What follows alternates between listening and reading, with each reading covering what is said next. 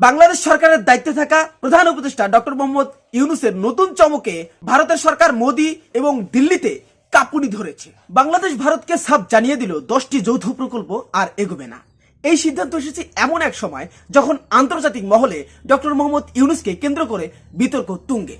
সম্প্রতি 12 জন নোবেল বিজয়ী সহ বিশ্বজুড়ে বহু প্রভাবশালী ব্যক্তি ডক্টর ইউনূসের পক্ষে দাঁড়িয়েছে। বিগত শাসনামলে বাংলাদেশ সরকার দায়িত্বে থাকা ফ্যাসিস্ট হাসিনা ডক্টর মোহাম্মদ ইউনূসকে দুর্নীতির অভিযোগ অভিযুক্ত করলেও পশ্চিমা বিশ্ব বলছে এটা রাজনৈতিক প্রতিহিংসা। এই প্রসঙ্গে ভারত সরকারের কিছু কর্মকর্তা উদ্বেগ প্রকাশ করেছেন, কারণ ডক্টর মোহাম্মদ ইউনূসের সঙ্গে যুক্ত আন্তর্জাতিক চাপ বাংলাদেশ ভারত দ্বিপাক্ষিক সম্পর্কে ছায়া ফেলতে শুরু করেছে।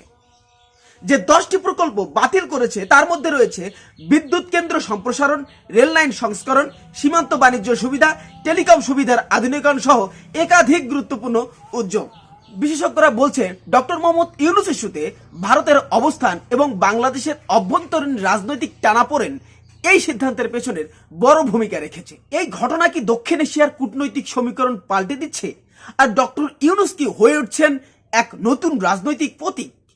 বাংলাদেশের সরকারের দায়িত্বে থাকা ডক্টর মোহাম্মদ ইউনূস আসলে কি বাংলাদেশের উন্নয়ন ঘটাতে পারবেন?